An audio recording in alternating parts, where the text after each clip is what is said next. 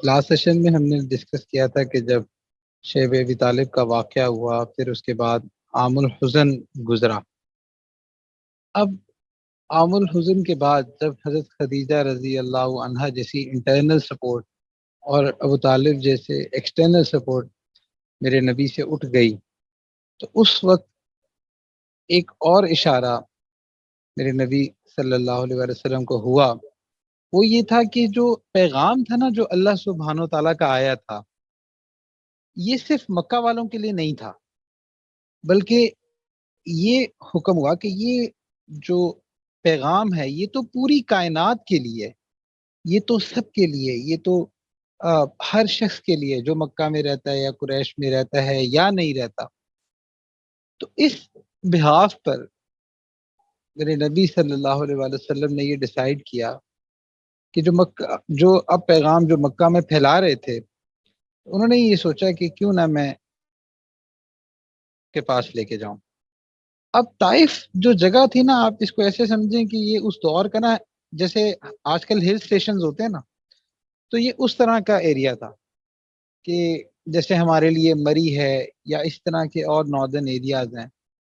تو طائف کا جو موسم ہے وہ بھی مکہ مکرمہ سے قدرے بہتر تھا، اور جو عمرا تھے مکہ کے اور دوسری جگہ کے، تو انہوں نے طائف میں بھی جیسے فارم ہاؤسز ہوتے ہیں یا اس طرح کی چیزیں ہوتی ہیں، باغات ہوتے ہیں، تو وہ لیے ہوئے تھے.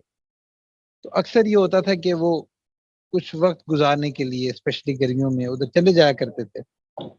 تو طائف میں بھی آبادی تھی. تو اللہ کے نبی صلی اللہ علیہ وسلم نے فرمایا کہ یہ کہ اب میں، یعنی کہ انہوں نے سوچا، پلان کیا، اور ڈیفینیٹلی حضور صلی اللہ علیہ وسلم کا کوئی پلان بھی اللہ کے حکم اور اشارے کے بغیر نہیں ہوتا. وہ تو جو کچھ سوچتے تھے، جو کرتے تھے، وہ اللہ سبحانہ تعالیٰ کے اذن سے ہی ہوتا تھا. تو اب طائف کے لیے انہوں نے سفر شروع کیا کہ میں وہاں جا کے لوگوں کو دعوت دیتا ہوں. اچھا، طائف کو اگر آپ آج بھی گوگل کریں نا، مکہ مکرمہ سے طائف کا جو ڈسٹینس ہے، تو اس دور میں بھی جبکہ اتنی ٹیکنالوجی ہے اور اتنی ڈیولپمنٹ ہو گئی ہے، جو کنٹینیوس ٹریک بنتا ہے نا، وہ تقریباً 28 29 30 گھنٹے کا بنتا ہے. یعنی کہ اتنا واکنگ ڈسٹینس ہے، ایک دن سے زیادہ بنتا ہے. تو تقریباً اتنے گھنٹے اگر آپ اسٹریٹ واک کرتے رہیں تو پھر آپ مکہ سے طائف پہنچتے ہیں. اور اس دور میں تو کوئی فیسلٹی نہیں تھی، کچھ نہیں تھا، اور تھا. اب اس سینیریو میں اللہ کے نبی صلی اللہ علیہ وسلم نے یہ اس سفر کا آغاز کیا. اور سفر میں حضرت زید رضی اللہ عنہ ساتھ تھے، جو کہ حضور صلی اللہ علیہ وسلم کے غلام تھے اور پھر بعد میں منہ بولے بیٹے بن گئے تھے. تو وہ ساتھ تھے. اب یہ سفر کرتے ہوئے جب وہ طائف پہنچے ہیں، تو اب طائف میں 3 سردار تھے بڑے. بیسیکلی وہ ایک سردار کے بیٹے تھے، بھائی تھے آپس میں، 3 بڑے سردار تھے. وہاں پہ اللہ کے نبی صلی اللہ علیہ وسلم نے سوچا کہ میں سب سے پہلے ان کو دعوت دیتا ہوں، کیونکہ اگر سردار ایمان لے آئے نا تو قوم کا ایمان لانا وہ آسان ہو جاتا ہے. آج کے دور میں بھی ہوتا ہے نا کہ جیسے جو ہمارے اسکالرز ہوتے ہیں، علماء ہوتے ہیں، اللہ والے ہوتے ہیں، یہ عمراء پر یا ایسے جو وزیر ہوتے ہیں، صدر ہوتے ہیں، اور جو ایسے لوگ جن کو اللہ سبحانہ و تعالیٰ نے اس دنیا میں پوزیشنز دی ہوئی ہیں، ان پر محنت کرتے ہیں. اور وہ محنت کی کہ اگر یہ دین کی طرف آتے ہیں تو ان کی وجہ سے آگے کام کرنا آسان ہو جائے گا. تو اس لیے آج کے دور میں بھی جو علماء اس نیت سے کوشش کرتے ہیں، تو یہ بھی سنت کا ایک طریقہ ہے، سنت کی خوبصورتی ہے. تو اس وقت جب ان کے پاس پیغام پہنچا ہے، تو انہوں نے تو نہ صرف اس پیغام کو ریجیکٹ کیا، بلکہ اس کے ساتھ ساتھ انہوں نے وہاں کے جو لوگ تھے ان کو حضور صلی اللہ علیہ وسلم کے پیچھے لگا دیا. اب ہم نا اصل میں حضور صلی اللہ علیہ وسلم کو ایز اے نبی، اور ہم ان کو ایسے امیجن کرتے ہیں کہ جیسے وہ اتنی ایک بے شک اللہ کے نبی صلی اللہ علیہ وسلم کا جو مقام ہے اللہ کے بعد پوری کائنات میں سب سے اونچا مقام انہی کا ہے، لیکن ہم اب خود کنیکٹ اس لیے نہیں کر پاتے کیونکہ ہم سمجھتے شاید ان کو پین فیل ہی نہیں ہوتی، کیونکہ وہ تو اتنے ہولی تھے، تو بے شک ان کا مقام اتنا ہی بڑا ہے، لیکن وہ جو پینز، وہ درد جو ایک انسان کو فیل ہوتا ہے اس سے کہیں زیادہ وہ حضور صلی اللہ علیہ وسلم کو بھی فیل ہوتا تھا۔ یہی وجہ ہے کہ جب بیٹے جو تھے ابراہیم ان کا انتقال ہوا ہے تو اس وقت حضور صلی اللہ علیہ وسلم کی آنکھوں میں آنسو آ گئے، تو کیا وہ دنیا کی حقانیت کو نہیں جانتے تھے؟ ان سے بہتر کون جانتا تھا، لیکن انہوں نے شکوہ نہیں کیا، بلکہ کسی نے پوچھا کہ اللہ کے نبی آپ روتے ہیں؟ فرمایا کہ میرا دل غم زدہ ہے اور آنکھیں روتی ہیں۔ تو غم تو محسوس ہوتا تھا، اللہ سبحانہ و تعالیٰ نے ان فیلنگز کے ساتھ بنایا تھا، اور انہی فیلنگز کی وجہ سے انسان کو فرشتوں پر افضلیت بھی ہے، فضیلت بھی ہے۔ فرشتوں کے اندر تو فیلنگز نہیں ہوتی، کہ ایک شخص ہیں جو کہ مکہ مکرمہ میں اتنی زیادہ عزت والی زندگی گزارتے ہیں، اور پھر اس کے بعد وہ اللہ سبحانہ و تعالیٰ کا پیغام لے کے آتے ہیں جس میں ان کا اپنا ذاتی کوئی انٹرسٹ نہیں، صرف امت کی ہدایت کے لیے اور امت کے غم کے لیے، اور ایک پرسیکیوشن کا سسٹم، ایک ایسا سلسلہ جاری ہو جاتا ہے کہ اپنے شہر سے نکلنا پڑتا ہے۔ آپ سوچیں کہ یہ ہجرت، یہ جو ایک اپنے شہر کو چھوڑ کے دوسری جگہ جانا، کیا مایوسی ان کو ہوتی ہوگی، کیا ایک ان کے دل میں ایک درد ہوتا ہوگا کہ ان کو یہ سفر کرنا پڑا، اور پھر اس سفر کو ان ایموشنز کے ساتھ جب وہ وہاں جاتے ہیں تو ایک انسان کو آس ہوتی ہے، ایک امید ہوتی ہے کہ شاید یہاں پہ مجھے کچھ جو ہے وہ کام میں آسانی ہو جائے، تو وہاں پر حضور صلی اللہ علیہ وآلہ وسلم پر پتھر برسائے جاتے ہیں، بلکہ کچھ علماء نے ایسا بتایا ہے کہ ایسے پتھر برسائے گئے تھے کہ حضور صلی اللہ علیہ وآلہ وسلم کی پنڈلیاں مبارک پھٹ گئی تھی اور اس میں سے خون نکلنے لگ گیا، اور اس کے علاوہ بھی جسم سے، اور کئی کلومیٹرز تک یہ پتھروں والا معاملہ چلا ہے۔ یہ نہیں تھا کہ کوئی ایک دو پتھر لگ گئے اور ختم ہو گیا، کئی کلومیٹرز تک گیا، اور یہ حال تھا۔ اب اس واقعے کا ایسا اثر تھا اللہ کے نبی صلی اللہ علیہ وسلم پر۔ آپ سوچیں نا کہ ایک ایموشنلی انسان کو کتنا، ایک تو فزیکل پین ہوتی ہے نا، وہ تو ہوتی ہی ہے، ہم نے تو کبھی زندگی میں ایسی اس کا کوئی ادنا سا حصہ بھی کوئی فیل نہیں کیا، اللہ نے ہمیں بڑی عافیت میں رکھا ہے، اور ایک وہ پین ہوتی ہے، پھر ایک ایموشنل پین ہوتی ہے، ایک ایموشنل پین ہوتی ہے کہ میں تو ان کی ہدایت کے لیے آیا ہوں، میں تو ان کے بھلے کے لیے آیا ہوں، اور یہ جو ہے نا مجھ پہ پتھر برسا رہے ہیں۔ اور اس فیلنگ کے ساتھ جو ہے نا وہ اللہ کے نبی وہاں سے جا رہے ہیں، نکل رہے ہیں، اور جب اس طائف سے نکلتے ہیں، اس کی پین اتنی زیادہ تھی کہ ایک دفعہ حضرت عائشہ رضی اللہ عنہا نے پوچھا کہ آپ صلی اللہ علیہ وسلم سے کہ آپ کے لیے کوئی مشکل جو ڈیز تھے ان کے بارے میں، تو انہوں نے شیب ابی طالب کا ذکر نہیں کیا، باقی چیزوں کا ذکر نہیں کیا، انہوں نے واقعہ طائف کا ذکر کیا کہ بڑا پینفل دن تھا، بہت دردناک دن تھا۔ اور اس وقت وہ وہاں سے نکلتے ہیں تو آگے ایک باغ ہوتا ہے، وہ اس باغ میں سستانے کے لیے تھوڑی دیر کے لیے رکتے ہیں۔ اب وہ باغ کن کا تھا؟ وہ عتبہ اور شیبہ کا تھا۔ یہ حضور صلی اللہ علیہ وسلم کے کتنے بڑے دشمن تھے، لیکن آپ امیجن کریں کہ اس وقت حضور کی حالت دیکھ کے وہ بھی ان کو بھی ترس آ جاتا، اور اپنے خادم کو بھیجتے ہیں کہ یہ انگور اور کچھ چیزیں جو ہے نا یہ لے کے جاؤ۔ بہرحال ان کو یہ تو پتہ تھا کہ ہمارے ہی ہیں، ہمارے خاندان کے ہیں، اور یہ مکہ کے ہی ہیں، تو ان تک کو ترس آ گیا تھا حالت دیکھ کے۔ اس کنڈیشن کو ہم فیل نہیں کر سکتے، ہم امیجن نہیں کر سکتے کیا۔ اور آج ہمارے ساتھ کیا ہوتا ہے، ہم دین کا تھوڑا سا کوئی کام کریں نا، تھوڑی سی مشکل ہے، تھوڑی سی مشقت ہے، کچھ تانے سہنے پڑ جائیں، بس ادھر ہی ہم سب کچھ چھوڑ چھاڑ کے بیٹھ جاتے ہیں۔ تو دین کا کام تو ایک درد کے ساتھ ہوتا ہے، کے لیے جب خدمت کی جاتی ہے، یا حضور صلی اللہ علیہ وآلہ وسلم کے مشن کو آگے لے کے جایا جاتا ہے، تو وہ تو امت کے غم کے ساتھ لے کے جایا جاتا ہے۔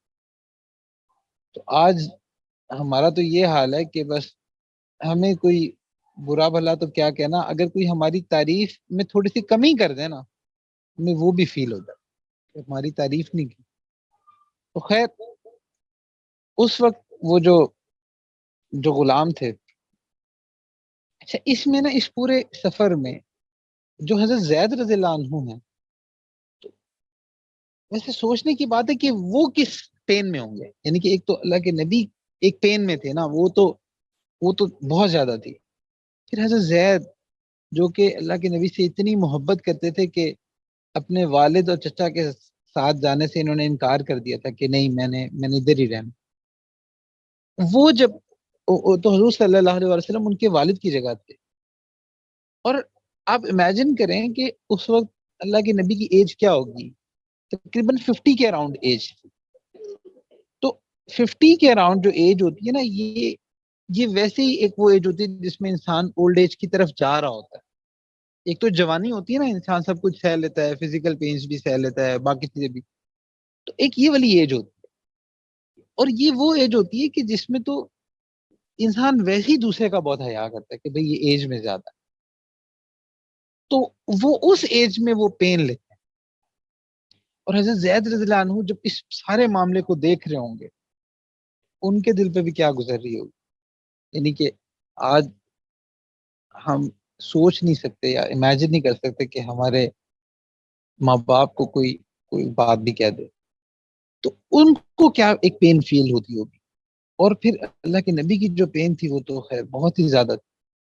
تو جب یہاں تک کہ اسکالرس نے یہ بھی لکھا ہے کہ اتنا خون نکلا تھا کہ جو جوتے تھے نا ان کے اندر خون جم گیا، اتنا خون تھا. تو ہم تو اس کو کہہ دیتے ہیں خون نکلنا کیا ہوتا ہے، پتھر پڑنا کیا ہوتا ہے، پتھر لگنا کیا ہوتا ہے، اس کی فیلنگ کیا ہوتی ہے، ایک فزیکل پین کیا ہوتی ہے. یعنی کہ ایک اتنی بڑی شخصیت جن کے لیے کائنات بنائی گئی، اگر وہ انہوں نے نہ ہوتا تو یہ کائنات کو یہ سٹیج ہی نہ سجتا. ان پر یہ حالات آ رہے ہیں. تو اس میں ایک سبق تو یہ بھی ہے کہ میرے امتی تو کبھی کمپلین نہ کریں کہ میرے پہ حالات بڑے مشکل ہیں. کبھی کمپلین نہ کریں. آج ہم کمپلین کر دیتے. اور اس وقت جب وہ سستانے کے لیے بیٹھتے ہیں تو جو غلام تھے ان کے، وہ آئے تو انہوں نے جب وہ چیزیں پیش کی تو اللہ کے نبی نے وہ لی اور بسم اللہ الرحمن الرحیم پڑھ کے اس کو منہ میں ڈالا. تو وہ جو غلام تھے نا انہوں نے پوچھا کہ یہ آپ کیا پڑھ رہے ہیں، یہ کیا الفاظ ہیں. انہوں نے کہا کہ یہ بسم اللہ الرحمن الرحیم ہے. تو اللہ کے نبی صلی اللہ علیہ وسلم نے ان کو تھوڑا سا ایکسپلین کیا. تو اب وہاں پہ حضور صلی اللہ علیہ وسلم نے ان سے پوچھا کہ آپ کہاں سے ہیں. تو انہوں نے کہا نینوا سے. تو فرمایا کہ اچھا میرے بھائی یونس کے علاقے سے ہیں. اور وہ حیران ہو گئے. انہوں نے کہا آپ یونس کو کیسے جانتے ہیں. تو اب اس وقت تو یہ گوگل کا زمانہ نہیں تھا نا، یہ تو ایسا دور نہیں تھا کہ ہر جگہ کی نیوز ہر جگہ پہنچی ہو.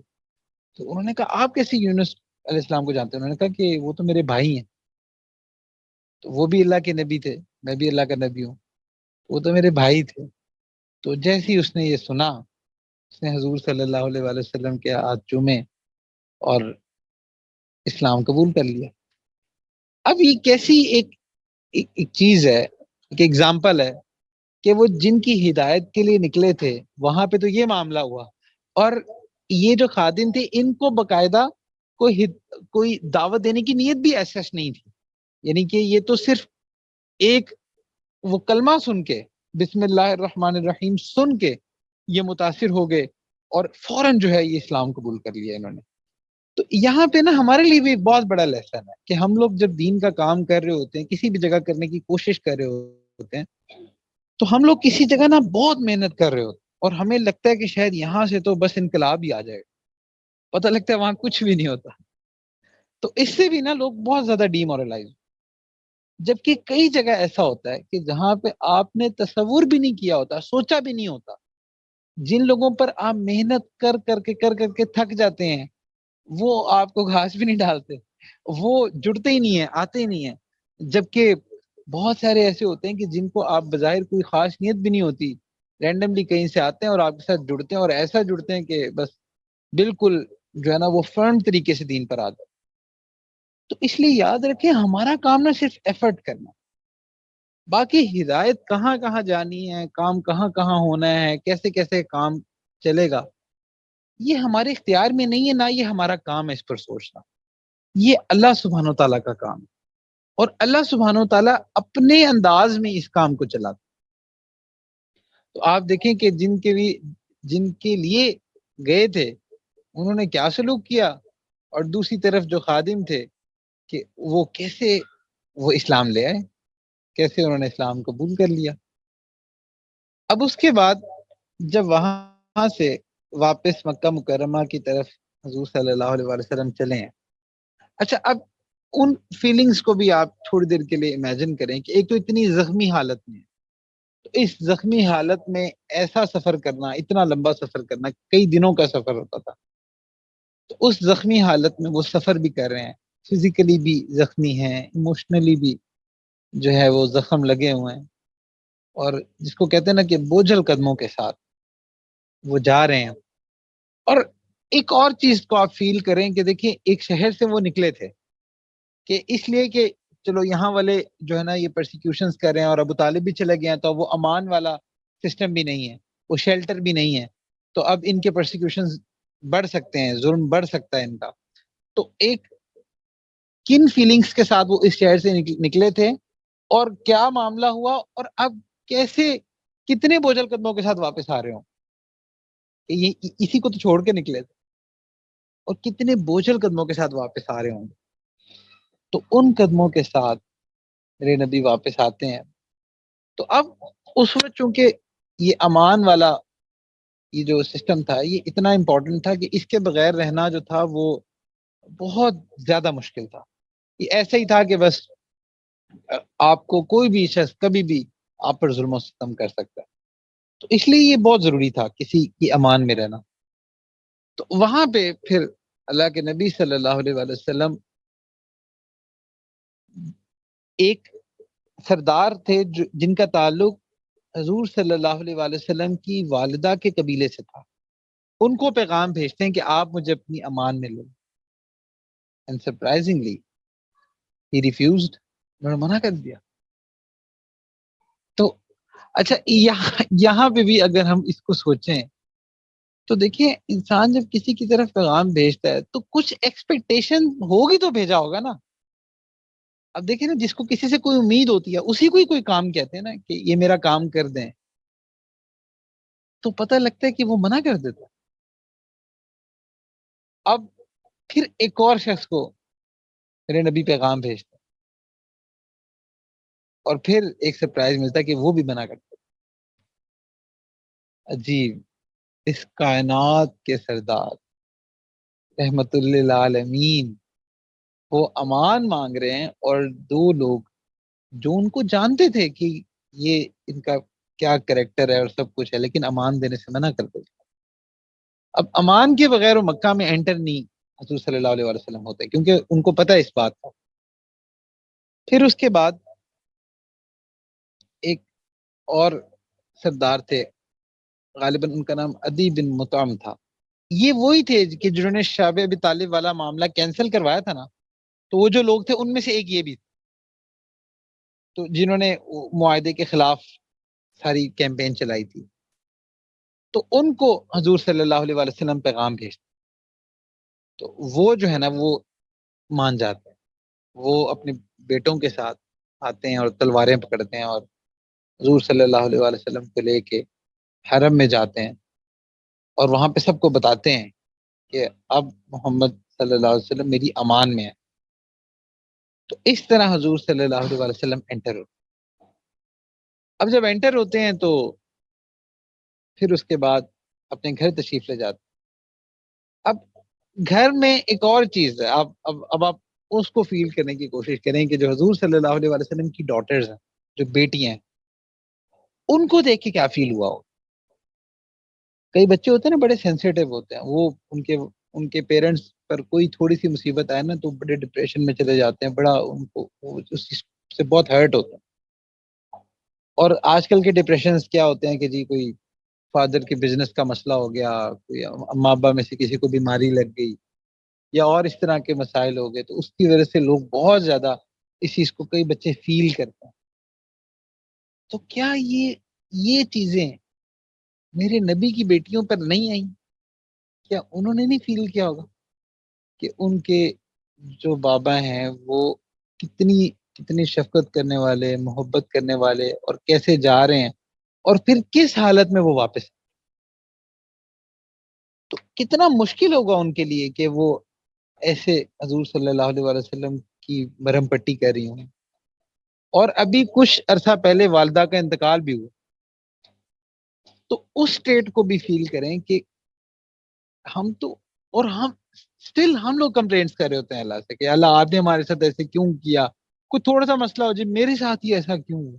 یہ عام جملہ ہے، ہر بندہ کہتا ہے میرے ساتھ ہی ایسا کیوں. ایک بات یاد رکھیں کہ life is not a bad of roses.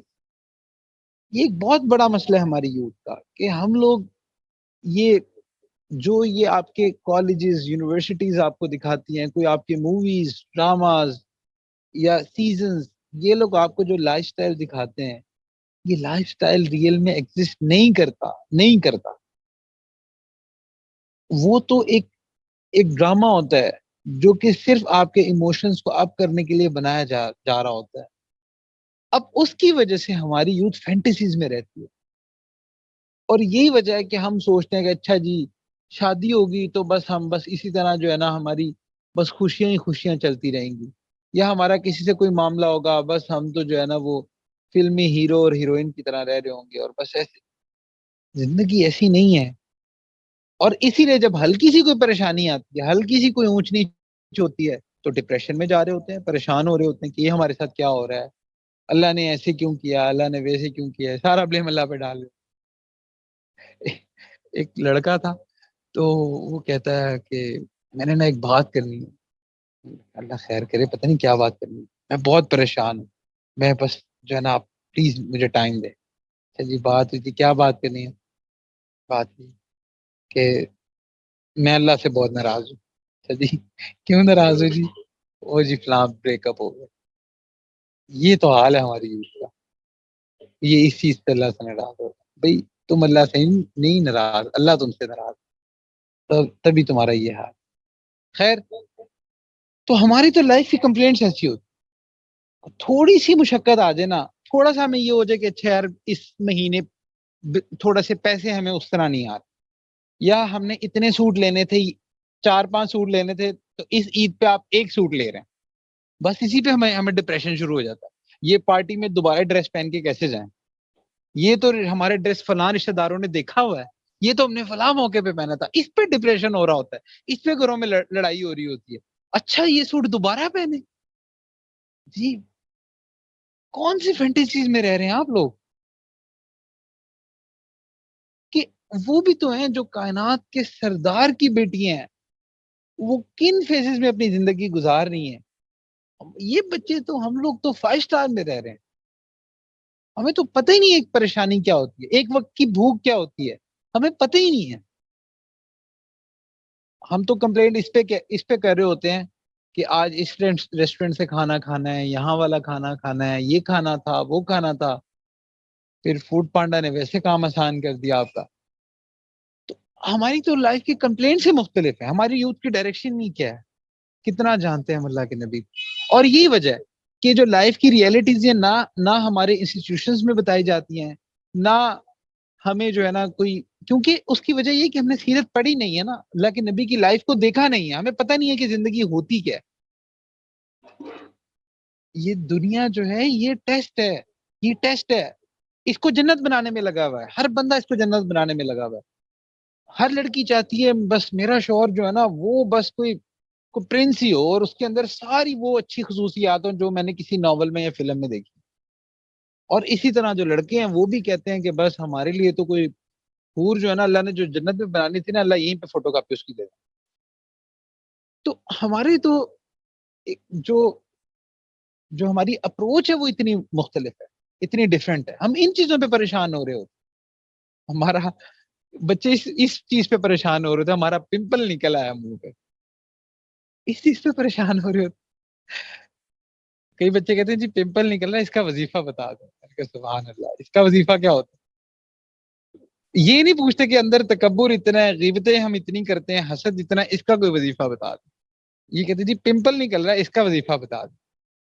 تو اب پمپل کے لیے وظیفہ جو ہے نا، وہ مجھے تو خیر سمجھ نہیں آیا. تو بہرحال یہ ہماری یوتھ کی کمپلینٹس ہیں آج کل. ہم لائف سے کتنا دور ہیں، ہم ریئلٹی سے کتنا دور ہیں. ہمیں یہ مسئلہ ہے کہ جی بچیوں کو یہ مسئلہ، جن کی شادیاں ہوتی ہیں یا جن کی نہیں، ان کو یہ مسئلہ ہے کہ بس جس سے شادی ہونا کم سے کم تنخواہ 1 لاکھ ہو. اما ابا تو ہو ہی نہ، وہ تو ویسے ہی مر گئے ہوں، اور گھر الگ ہو، گاڑی الگ ہو، اور جو نند بھی نہ ہی ہو تو اچھا ہے، وہ تو شادی شدہ ہو. یعنی کہ ہمارے تو عجیب اپروچ ہے. اور اسی طرح لڑکوں کا بھی یہی حال ہے کہ ان کی بھی ڈیمانڈ اسی طرح کی ہیں. ہر چیز دیکھتے ہیں سوائے اس کے کہ دین نہیں دیکھتے. اور ہر ایک یہ چاہتا ہے کہ بس خود پرفیکٹ ہونا نہیں ہے، لیکن ایک دوسرے کے بس جی ہمیں پرفیکٹ چاہیے. تو ہم کہاں پہ رہ رہے ہیں؟ ہم کن چیزوں پر کمپلینٹس کر رہے ہیں؟ یہ دیکھنے والی بات ہے. اچھا، پھر جب یہ معاملہ گزرتا ہے، پھر اللہ سبحانہ و تعالی حضور صلی اللہ علیہ وآلہ وسلم کو ایک گفٹ دیتے ہیں. جیسا کہ کہا جاتا ہے نا، ہر مشکل کے بعد، قرآن میں ہے نا، نمال اسری یسرا، ہر مشکل کے بعد آسانی ہے. تو زندگی میں نا ایسے ہی ہوتا ہے، حالات کبھی ٹف ہوتے ہیں، کبھی اچھے ہوتے ہیں. جب اس زندگی میں کبھی بھی ہمیں کوئی بڑے اچھے حالات مل رہے ہو نا، تو یاد رکھیں وہ بھی ہمیشہ نہیں رہنا. اور اگر بہت مشکل حالات آئے ہیں نا، تو یاد رکھیں وہ بھی ہمیشہ نہیں رہنا، وہ بھی تبدیل ہو جانے ہیں. تو اس لیے اب اللہ سبحانہ و تعالیٰ کے کی طرف سے اللہ کے نبی کو ایک گفٹ ملتا ہے. اچھا، اس واقعہ طائف میں ایک بڑی امپورٹنٹ چیز ہے، وہ تھی ایک وہ فیمس دعا جو اللہ کے نبی نے طائف سے نکلتے وقت کی. اور وہ جو دعا تھی، وہ ایسی عجیب دعا ہے کہ اگر آج بھی آپ اس کو گوگل کر سکتے ہیں، آپ کو دعا مل جائے گی. اس وقت وہ جو دعا تھی، اللہ کے نبی نے فرمایا، اللہم الیک اشکو ضعف قوتی، اے اللہ تجھی سے شکایت کرتا ہوں میں، ضعف قوتی، اپنی کمزوری. اس کو ہم فیل کیجئے کہ جب اس ایموشنل سٹیٹ میں جب یہ سارا معاملہ ہوا ہے، تو اس وقت اللہ کے نبی کیا اللہ سے فرما کہ اللہ میں آپ سے اپنی کمزوری کی شکایت کرتا ہوں. یہ نہیں کہہ رہے کہ اللہ آپ نے تو بھیجا تھا، آپ کے تو کلام لے کے گیا تھا، آپ نے تو مجھے اپنا نبی بنایا تھا، اور میرے ساتھ یہ معاملہ کر دیا. اور اللہ کے نبی کیا فرما رہے ہیں، اللہم الیک اشکو ضعف قوتی وقلت حیلتی وہوانی علی الناس یا ارحم الراحمین. کہ اے اللہ تجھی سے شکایت کرتا ہوں میں کمزوری اور بے کسی کی، اور لوگوں میں ذلت اور رسوائی کی. ایک ہوتا ہے کہ اس ایموشنل اسٹیٹ سے گزرنا. اب یہاں سے نا آپ کو اس وقت جو اللہ کے نبی کی دل کی فیلنگز تھی نا، وہ آپ کو محسوس ہوتی. ہم نا وہ جو ایک انسان کو پینز، وہ جو درد فیل ہوتے ہیں نا، وہ ہم ایک وجہ یہ بھی ہے کہ ہم اس کو محسوس اس لیے بھی نہیں کرتے جب ہم سیرت پڑھتے ہیں، کیونکہ ہمیں کہیں بھی ہمیں یہ ملتا ہی نہیں ہے کہ اللہ کے نبی نے کہیں پہ کوئی کمپلینٹ کی ہو. اس لیے ہم سمجھتے ہیں کہ شاید وہ پینز ہی نہیں تھی. لیکن یہ جو دعا ہے، اس دعا میں وہ دل کی کیفیت آپ کو محسوس ہو سکتی ہے. وَحَوَانِي عَلَى النَّاسِ، اور لوگوں میں ذلت اور رسوائی. اللہ میں آپ سے اس کی کمپلینٹ کرتا ہوں. یا ارحم الراحمین، اے ارحم الراحمین، انت رب المستضعفین، آپ ہی تو ضعفاء کے رب ہیں. ضعفاء کمزور لوگ کہ آپ تو کمزوروں کے رب ہیں. وَأَنْتَ ربی، اور آپ میرے بھی رب ہیں. اِلَى مَنْ تَكِلْنِي इला बईदिन यतजहमुनी अम इला अदुव्विन वमल्लक्तहु अमरी इल्लम यकुन बिका अलैया गज़बुन फला उबाली। कि यार आप ही तो मेरे भी रब हैं, आप मुझे किसके हवाले करते हैं? किसी अजनबी बेगाने के जो मुझे देखकर गुस्सा हो और मुंह चढ़ाए, या किसी ऐसे दुश्मन के कि जिसको आपने मुझ पर काबू दे दिया है। अभी अल्लाह के नबी अल्लाह से मुखातिब हैं और आगे अल्लाह के नबी फरमाते हैं इल्लम यकुन बिका अलैया गज़बुन, कि अगर आप मुझसे नाराज नहीं है ना, फला उबाली, तो फिर मुझे कोई परवाह नहीं। अजीब, ये सारी चीजें बयान करने के बाद अल्लाह के नबी फरमा रहे हैं, या अल्लाह अगर आप मुझ पे गुस्सा नहीं है ना, अगर आप मुझसे नाराज नहीं है, तो फिर मुझे इन तमाम चीजों की कोई परवाह नहीं।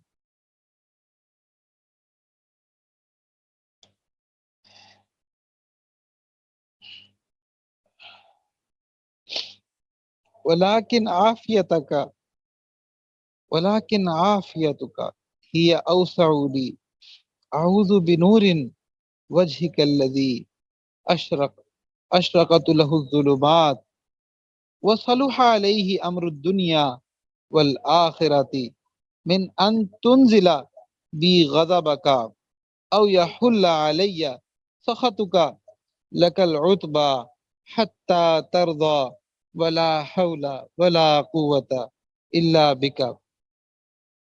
अल्लाह। फिर फरमाते हैं कि आपकी हिफाजत मेरे लिए काफी है।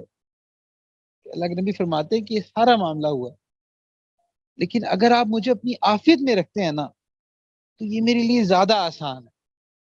अब यहाँ पे एक आजिज़ी बयान की जा रही है, मैं तेरे चेहरे के उस नूर के तो फैल जिससे तमाम अंधेरे रोशन हो गए और जिससे दुनिया और आखिरत के सारे काम दुरुस्त हो जाते हैं, इस बात से पनाह मांगता हूँ कि मुझ पर आपका गुस्सा हो या आप मुझसे नाराज हों। अल्लाह अकबर। तो ये दुआ है कि अल्लाह के नबी अल्लाह का नूर मांग रहे हैं। अब ये नूर क्या है बेसिकली? लेकिन जब किसी जगह अंधेरा होता है ना, तो इंसान रोशनी की तलाश करता है। जब हालात मुश्किल होते हैं ना, तो वो भी एक अंधेरे की तरह होते हैं। उस वक्त ये जो आफियत होती है, ये एक नूर की जैसी होती है। फिर उसके बाद आप जानते हैं कि हज़रत जिब्राइल अलैहिस्सलाम आते हैं और उनके साथ एक फरिश्ता होता है जिनको अल्लाह ने पहाड़ों पर कुदरत दी थी, और वो कहते हैं या अल्लाह के नबी, या रसूलुल्लाह, एक इशारा कर दीजिए, ये पहाड़ों के दरमियान इस पूरी बस्ती को हम दबा के रख देंगे। और इस स्टेट में अब हमारे साथ कोई बुरा करे ना, हम कहते हैं जी ईंट का जवाब पत्थर से देना है। और उस वक्त अल्लाह के नबी चूंकि रहमतुल लिल आलमीन हैं, फरमाते हैं कि नहीं, मुझे उम्मीद है कि ये नहीं तो इनकी औलादों में से, इनकी जनरेशंस में से कोई जरूर इस्लाम लाएगा। और ये अल्लाह के नबी की दुआ है और सब्र है और हुस्न ज़न है कि फिर उलमा बताते हैं कि मोहम्मद बिन कासिम जो हैं, जिन्होंने बरे सगीर पर हमला किया और इस्लाम का दरवाज़ा यहाँ से खुला है। पहले तो खैर सूफिया भी यहाँ आते थे, उन्होंने दीन का बहुत काम किया, लेकिन एक मैसिव लेवल पे, एक हुकूमती लेवल पे मोहम्मद बिन कासिम थे जिन्होंने पहला हमला किया। वो भी इन्हीं की जनरेशन में से थे। तो अगर इसको हम ऐसे समझें कि सब कॉन्टिनेंट वाले जो है ना, यहाँ पे तो जो इस्लाम आया वो डायरेक्टली वाक़े ताइफ का जो सब्र और दुआ थी उसी की बरकत से आया। उस वक्त अगर अल्लाह के नबी ये फरमा देते तो शायद ये ना होता। अल्लाह बेहतर जानता है क्या होता। तो हमें तो और ज्यादा इस चीज को फील करना है, और ज्यादा इस चीज को का एहसास करना है। तो ये जो ताइफ का मौका था, ये हजूर सल्लल्लाहु अलैहि वसल्लम के लिए बहुत ज्यादा एक टफ सिचुएशन। तो खैर मैं भी इसके आगे नहीं जाना चाहता, इंशाल्लाह अगला जो है वो हम नेक्स्ट सेशन में डिस्कस करेंगे। अल्लाह सुब्हानो तआला से दुआ है कि अल्लाह सुब्हानो तआला हमें इसकी सही समझ अता फरमाए और अपने नबी से ایک گہرا، ایک جذباتی تعلق نصیب فرمائے۔ وآخر دعوانا ان الحمد للہ رب العالمین۔